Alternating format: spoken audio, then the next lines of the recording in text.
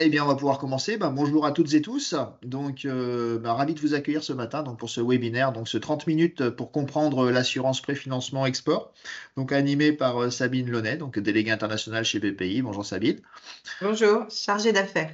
Chargé d'affaires, pardon, excuse-moi, désolé pour. C'est pas grave. Bah, C'est pas je grave. reste focus sur l'international, il faut que le mot soit toujours présent. Donc voilà, merci de votre présence. Pour ma part, Aymeric Guillou, un conseiller BCI sur le département du Finistère.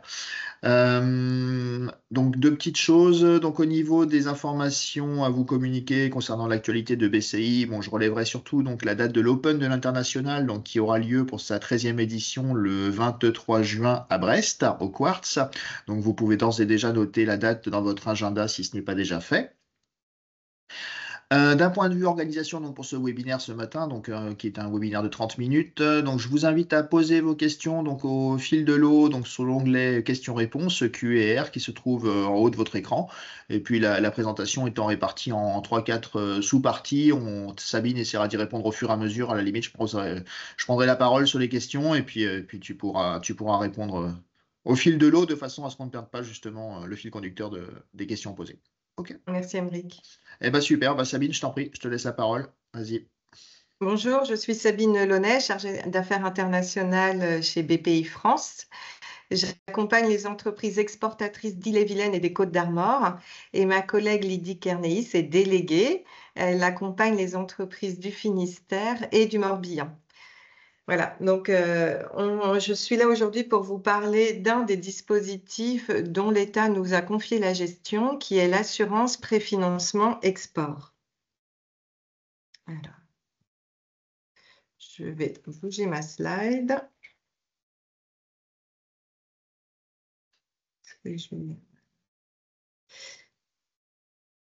Profitons pour saluer Lydie, que je vois également connectée d'après son petit message justement sur l'onglet questions-réponses. Donc bonjour Lydie. Voilà, donc l'assurance préfinancement export est un dispositif de l'État dont l'État va nous confier la gestion de ce dispositif. Donc BPI France agit au nom et pour le compte de l'État, mais sous son contrôle aussi. Concrètement, ça veut dire que sur ce dispositif, l'État nous donne une délégation pour décider certains dossiers, mais pour les montants les plus importants ou les durées atypiques, l'État reprend la main au travers de la commission des garanties. C'est pour ça que dans la définition de l'assurance préfinancement export, on indique bien que BPI France, son rôle est d'agir au nom et pour le compte et sous le contrôle de l'État français. Donc voilà, l'objectif en tout cas de ce matin, ça va être de vous présenter ces crédits de préfinancement qui sont dédiés à des opérations d'exportation. Donc on a bien une marchandise qui va franchir nos frontières et ces crédits de préfinancement qui vont être octroyés par les banques, eh bien nous, notre proposition de valeur, ça va être de les garantir contre le risque exportateur, donc contre le risque de défaillance de notre exportateur français. Voilà, c'est ça, c'est ce sujet-là que l'on va dérouler ce matin. Alors, les avantages pour l'exportateur de l'assurance préfinancement export, eh bien, ça va être de renforcer sa trésorerie, puisque nous allons pouvoir garantir un préfinancement octroyé par la banque. Voilà, donc on va d'une part dérisquer l'opération, ce qui va profiter à la banque et ce qui va faciliter également l'octroi du crédit à l'entreprise. En ce sens, on va pouvoir, avec cette opération, aider la société à concrétiser sa vente tout en sécurisant sa trésorerie. Donc, voilà, sur ces opérations, nous ne facturons aucun frais à l'exportateur. Donc, l'exportateur nous sollicite, il peut nous solliciter en amont de la réalisation de l'opération parce qu'il a cette opération en vue, elle est en cours de négociation, elle se finalise, ça se passe bien, mais la direction financière anticipe déjà des besoins de trésorerie liés à cette opération dédiée. Donc, dans ce cas, l'exportateur peut nous solliciter pour avoir cette garantie de préfinancement à export. Si malheureusement l'opération n'aboutit pas, on ne facture aucun frais à l'exportateur. De même, au cours de l'opération, si elle se concrétise, l'exportateur n'aura pas à nous régler de frais. voici le schéma dans lequel notre garantie est pertinente, le schéma dans lequel nous intervenons. Vous voyez, c'est assez simple. On a un exportateur français qui va signer un contrat commercial avec un acheteur étranger. Donc, on a bien la marchandise qui va sortir du territoire français. Cet exportateur, pour cette opération commerciale, qui va tirer sur la trésorerie, peut solliciter auprès de sa banque un crédit de préfinancement le temps d'être réglé par son acheteur étranger. Et nous, c'est ce crédit de préfinancement que l'on va garantir à la banque. Le risque que l'on va couvrir, c'est bien le risque de défaillance de notre exportateur français. Concrètement, à la fin de la période de préfinancement, l'exportateur est censé régler le crédit à sa banque parce qu'il a reçu les encaissements de son acheteur étranger. Pourtant, il ne rembourse pas ce crédit de préfinancement. Eh bien, c'est ce risque-là, ce risque de carence, de défaillance que l'on va couvrir auprès de la banque. Donc, cette garantie de préfinancement export peut tout à fait être couplée avec une assurance crédit. L'assurance crédit, elle, va couvrir le risque de non-paiement de l'acheteur étranger. Voilà, donc c'est deux risques différents, avec des faits générateurs différents. Et donc, nous, on s'inscrit sur le crédit de préfinancement. Avec l'assurance préfinancement export, nous garantissons bien le risque exportateur. Libre après à la banque et à l'exportateur de se couvrir sur un risque de non-paiement de l'acheteur via une assurance crédit. Alors, quelles sont les principales caractéristiques de l'assurance préfinancement export? Cette assurance s'adresse à toutes les entreprises françaises, donc avec un sirène en France, de toute taille. Concrètement, il faut au moins un premier bilan sur 12 mois. Et puis, on va pouvoir s'adresser à des entreprises qui font jusqu'à 500 millions d'euros de chiffre d'affaires.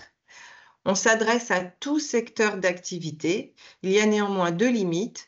Les activités de négoce international. Pourquoi? Parce que, je vous rappelle, l'assurance préfinancement export, c'est un outil de l'État. Donc, c'est clairement l'argent de la DG Trésor, un risque pris par la DG Trésor. L'État a dit, moi, pour que je m'intéresse à une opération et que je puisse garantir un préfinancement, il faut quand même que j'y trouve un intérêt. Et cet intérêt, c'est la création de valeur sur le territoire français. Or, dans une opération de négoce internationale, on est sur un achat à l'étranger et une revente à l'étranger. Il n'y a pas de création de valeur sur le territoire français.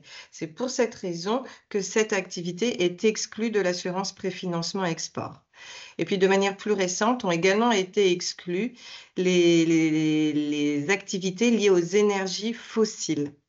Voilà, je pourrais revenir, si vous voulez, plus précisément sur ce point. En tout cas, ce qu'il faut retenir, c'est que l'outil s'adresse aux entreprises françaises de toute taille et qui ont un cycle de production significatif. Je vais vous expliquer pourquoi par la suite. Il faut vraiment qu'il y ait un cycle de production significatif.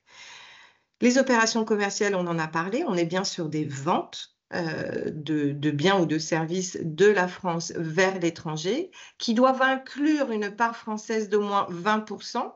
Je fais le lien avec la valeur ajoutée qui doit être créée sur le territoire français, dont je vous parlais il y a quelques minutes. Eh bien voilà, cette notion, elle est chiffrée, elle est quantifiée. Il faut que la part française représente au moins 20% du contrat d'exportation.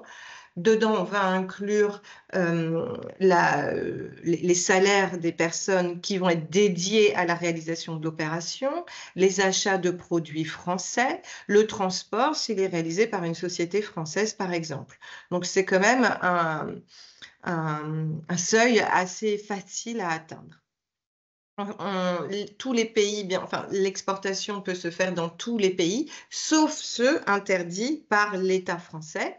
Pour cela, je vous invite à consulter la politique de financement export qui est disponible en ligne et que Bercy a mis à jour le 4 février.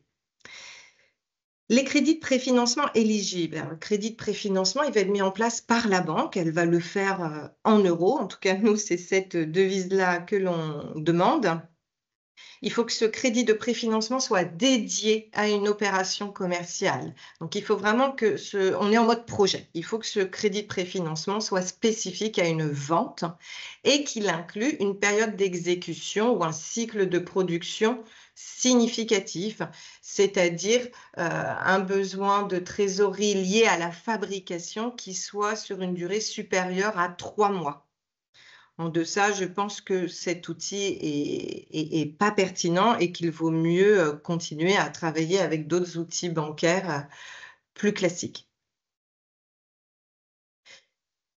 Alors là, on a parlé des exportateurs, des banques, comment les choses se passent? L'assuré, en fait, puisqu'on reste sur ce vocabulaire d'assurance, nos assurés, ce sont bien les banques françaises ou les filiales de succursales étrangères. En tout cas, il faut qu'elles aient signé notre convention cadre, comme quoi elles valident, nos conditions générales pour l'assurance préfinancement export. Le risque couvert, je vous l'ai dit tout à l'heure, là on va le comprendre de manière plus détaillée, c'est l'impossibilité pour la banque de recouvrer tout ou partie de la créance détenue sur l'exportateur en situation de carence ou d'insolvabilité en cas de non-remboursement de l'engagement de caution ou de préfinancement. Excusez-moi, il y a le terme caution, mais on peut le remplacer par préfinancement. Donc l'entreprise et ça, le crédit de préfinancement, imaginons, a duré 6 mois, parce qu'on avait bien 6 mois de fabrication entre le moment de lancer les études, par exemple, d'acheter les matières, d'assembler et d'exporter.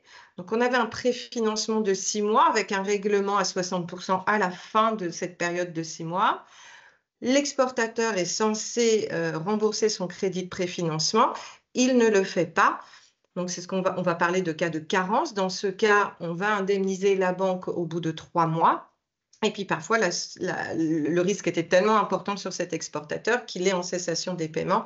Donc là, effectivement, on n'est plus dans ce délai de 3 mois. La quotité assurée, eh bien, à vous de voir. La quotité est au maximum de 80% pour les entreprises qui réalisent un chiffre d'affaires inférieur à 300 millions. Donc 80%, c'est un maximum. Si, partenaire bancaire, vous avez besoin d'une quotité moindre, il faut nous l'indiquer. Mais en tout cas, généralement, nous, on étudie pour 80% et puis après, on peut réduire jusqu'à 50%, par exemple. Les cas de figure, pourquoi la quotité de garantie peut varier? Ça va être une question d'appréciation, hein, de vos besoins, chers banquiers, chers clients, exportateurs. L'entreprise s'appelle une entreprise qui a une opération très atypique par rapport à son activité habituelle, une opération incroyablement élevée et qui va vraiment tirer sur la trésorerie. Cette société est très belle, pour autant son besoin est atypique. Vous allez nous solliciter pour garantir le préfinancement, on peut être sur des garanties à 50%, voire 80%. Parfois, on a des exportateurs qui, eux, la raison de notre sollicitation, ça va être la dégradation de la situation financière de l'exportateur, avec un risque que la banque ne veut plus prendre toute seule. Pour autant, elle veut continuer à accompagner son exportateur. Donc là, généralement, on vient nous chercher pour 80% de garantie. Les coûts, comme je vous le disais tout à l'heure, pour l'exportateur, 0 coût. Que vous nous sollicitiez et que finalement ça ne se transforme pas parce que vous avez perdu l'opération ou alors que l'opération se réalise bien, on ne facture rien à l'exportateur. Nous, l'assuré qu'on connaît, c'est la banque. C'est avec elle qu'on contracte et donc c'est la banque que l'on va facturer. Alors concrètement, on va retenir l'assiette de notre rémunération va être égale à 90% de la marge de la banque. Et sur la marge de la banque, on va appliquer la quotité garantie sur les tirages. Voilà, donc on retient 90% de la marge de la banque à laquelle on va appliquer la quotité de la garantie sur les utilisations qui seront faites. L'éligibilité, alors on en a parlé un petit peu au fil de cette présentation. Le crédit de préfinancement, il doit être attaché à un contrat d'exportation. Hein. On est vraiment sur un financement projet, on n'est pas sur un financement du BFR diffus de la société, on est vraiment sur une opération spécifique qui nécessite un crédit de préfinancement. La période d'exécution, donc la période de réalisation entre le moment où, cher exportateur, vous contractez avec votre acheteur et le moment où vous devez livrer, là, il faut qu'on ait un cycle de production significatif.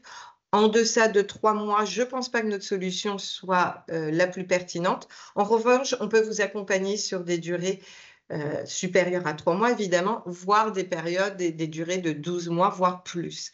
Voilà, donc c'est tout l'intérêt aussi de cet outil, c'est de vraiment circonscrire un besoin de trésorerie et de l'accompagner du mieux possible dans le temps. Les bénéficiaires donc, doivent être les sociétés françaises et nos assurés, ce qu'on a dit, des banques françaises.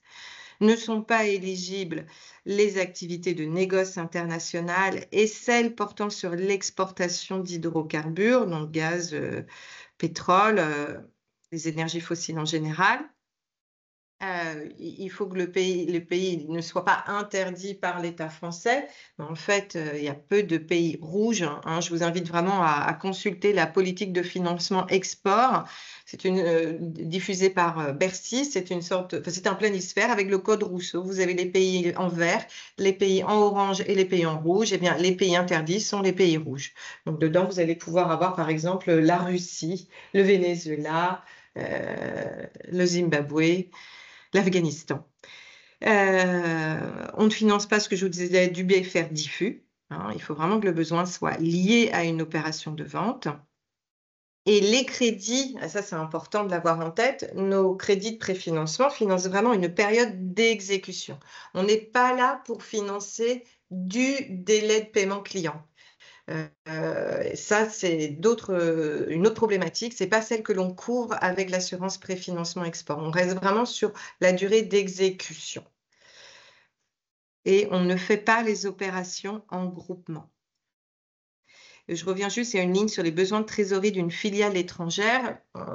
Nous, on ne va pas financer effectivement les besoins de trésorerie d'une filiale étrangère. En revanche, il se peut que dans des montages, on ait la société française qui vende à une filiale étrangère. Elle-même signe le contrat commercial avec l'exportateur. Si les besoins de trésorerie sont strictement les mêmes, on peut à titre dérogatoire regarder. Mais on n'est pas là pour financer la trésorerie de la filiale. Si elle avait, il faut vraiment que les conditions de règlement soient strictement les mêmes entre la filiale et la maison mère.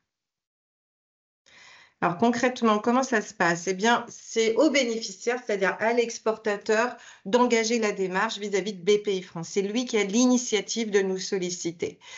Pour cela, il faut créer un compte sur la plateforme BPI France en ligne. Donc, l'exportateur crée son compte personnel et il pourra ainsi accéder au formulaire à compléter en ligne. Donc, tout est dématérialisé. Pour avoir plus d'informations sur l'assurance préfinancement export, je vous invite à consulter tout simplement la page qui est sur notre site, la page web. Et je vais vous montrer un peu plus tard là, le principal document que l'exportateur doit remplir et qui sera partagé avec sa banque. Dans la pratique, donc ce que je vous disais, l'exportateur formule sa demande en ligne, hein, en matérialisant sa demande d'enveloppe de préfinancement export.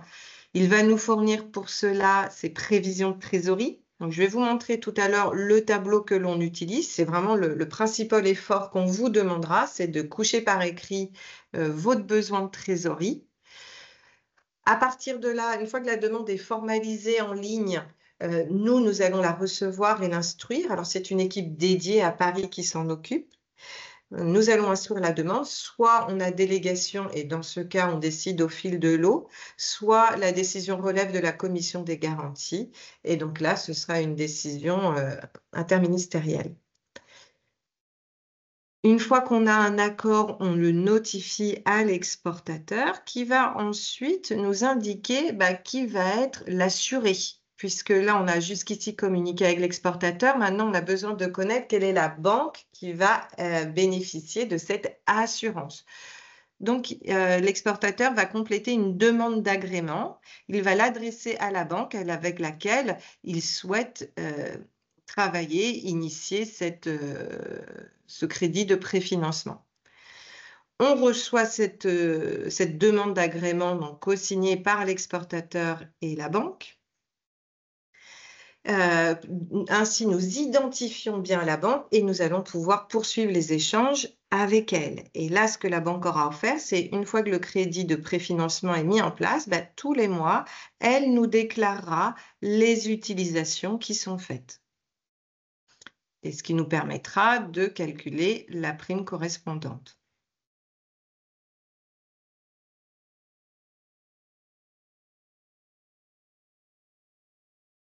Voilà, donc en bref, pour résumer ces quelques minutes passées ensemble, on est sur un produit qui s'adresse à tout secteur d'activité, hors négoce international et énergie fossile.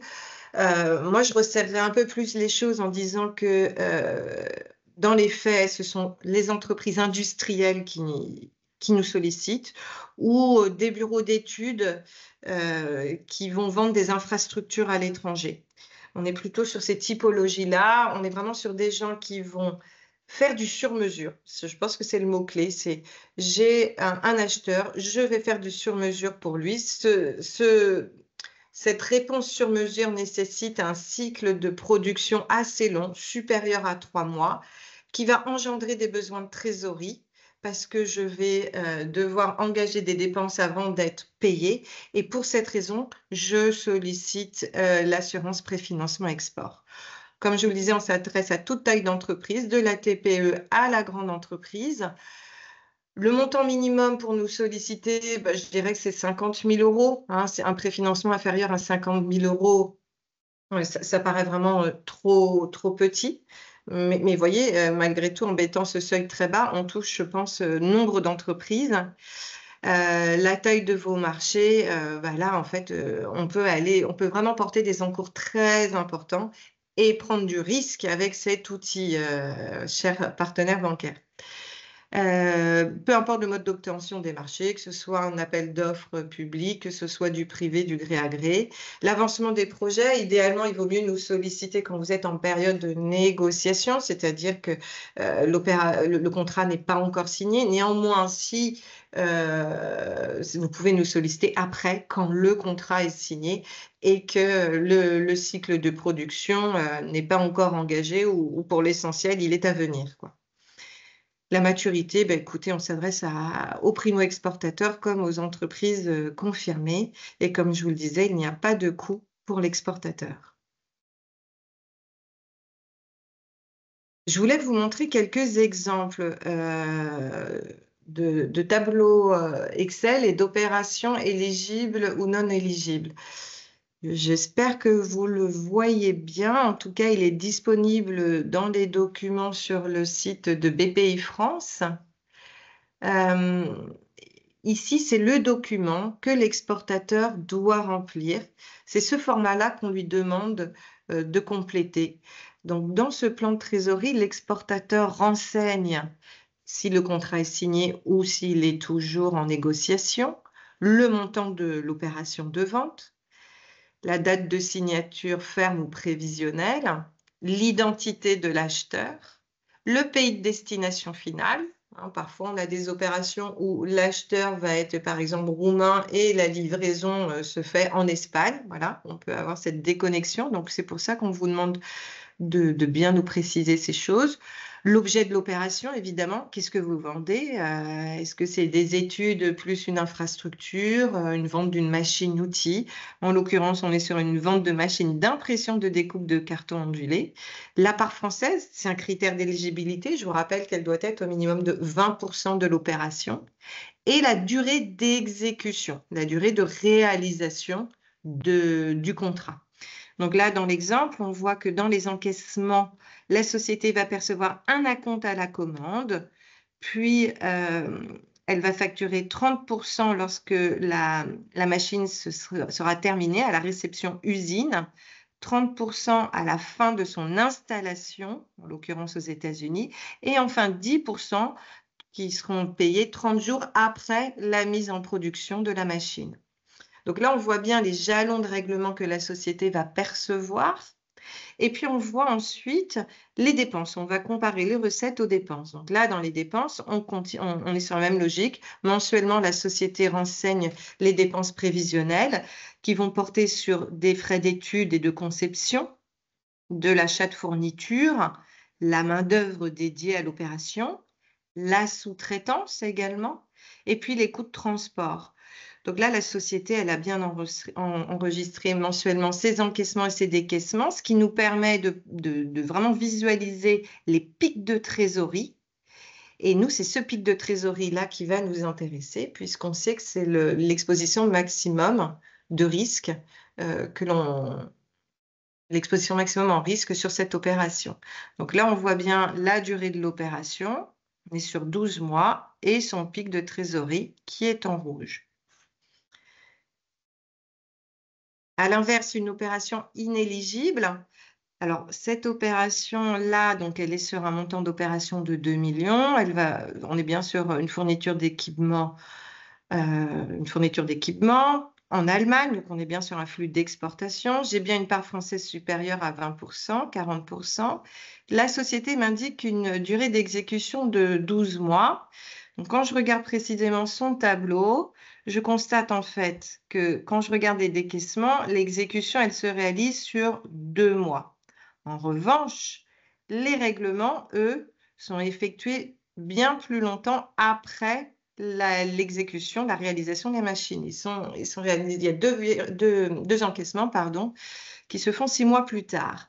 Donc là, on n'est plus sur un financement d'un cycle de production, mais on finance finalement du délai client, un crédit client, un crédit à l'acheteur. Donc, encore une fois, ce n'est pas la vocation de cet outil. Cet outil, il est vraiment là pour financer la période d'exécution du contrat. Je reviens sur un tableau éligible, c'est mieux quand même d'être sur du vert. Si l'opération subit des modifications, la durée s'allonge ou alors le pic de trésorerie augmente. Et ben dans ce cas, cher banquier, il faut nous prévenir pour qu'on puisse en tenir compte. Hein. Si en revanche la durée de trésorerie n'évolue pas, mais que le pic de trésorerie n'est pas atteint que sur 1 mois, mais sur 3 mois, par exemple, du moment où on ne le dépasse pas, vous n'avez pas à nous faire part de ces modifications. Voilà. Je vois qu'il est 9h58. J'ai terminé la présentation. Est-ce que vous avez des questions? On est parfaitement dans les clous. Merci beaucoup, Sabine. Je rebondis rapidement sur le fait que Lydie, du coup, a rajouté dans le poste de conversation, enfin, question-réponse, le lien vers la nouvelle politique de financement export que tu as mentionné à 2 ou 3 reprises aussi, et ajouté un commentaire, donc notamment juste suite donc à la présentation des tableaux là à la fin, en disant que qui dit acompte à la commande dit parfois caution de restitution d'acompte à délivrer à l'acheteur étranger, et donc que BPI a priori peut également garantir jusqu'à 80% grâce à l'assurance caution export, semble-t-il. Oui, voilà, exactement le pendant de l'assurance préfinancement export, c'est l'assurance caution export. Donc, c'est la même équipe dédiée qui va étudier à la fois le préfinancement, la garantie de préfinancement et la garantie des cautions. Donc, évidemment, vous pouvez également nous solliciter pour garantir les cautions que la banque émettra dans le cadre de cette opération et bien d'autres, puisque là, on peut avoir des accords sur 12 mois pour tout un flux de cautions à émettre.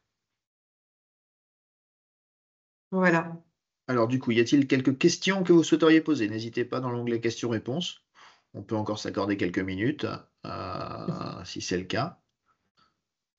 En tout cas, très précis, on retient donc un montant minimum à 50 000 €, hein, si j'ai bien compris, Sabine, Oui, donc oui, d'opération tout à fait. sur des délais à 3 mois, c'est ça? Parce que sinon, on ne Minimum, rentre pas délai, forcément au dans les moins clous. 3 mois de période de fabrication. Et Ok. puis, des entreprises de toute taille. Hein. On est là aussi pour prendre du risque aux côtés des partenaires bancaires. Donc, soit c'est des opérations atypiques sur une entreprise très saine ou une dégradation du risque sur un exportateur.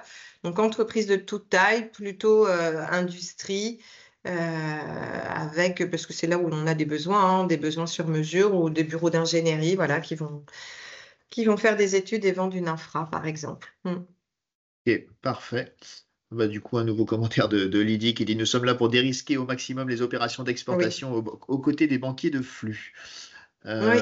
Voilà, donc Et voilà, vas-y. voilà, faut vraiment nous solliciter. Ça, c'est des choses qu'on sait bien faire. Parfait, on a un commentaire mettant pas de questions. Merci beaucoup Sabine, c'était très clair. Voilà, donc c'est dit. Donc bah, merci à vous en tout cas. Merci Sabine pour la présentation. Je rappelle qu'elle sera Avec disponible là, sur plaisir. notre site de BCI, donc en replay. Également, donc toujours disponible aussi, et puis toujours intéressant de le communiquer à nos entreprises exportatrices également, qui aujourd'hui ne pouvaient pour certaines ne pas être là, peut-être pour Oui, participer à ce webinaire, puisqu'elles sont directement concernées par ce exactement. produit, et c'est elles qui le sollicitent directement à BPI, de Tu ce as que j'ai tout compris dans compris, ce Émeric. webinaire. Voilà, très bien, Merci pour ta impeccable. reformulation. Non, non, bah c'est parfait. Bah, en tout cas, merci à toutes et tous. Et puis, il reste à vous souhaiter une bonne journée. Et merci encore, Sabine et Lydie, pour tes commentaires en parallèle également. Voilà. Bonne journée à tous. À bientôt. Au revoir. Merci. À bientôt. Au revoir.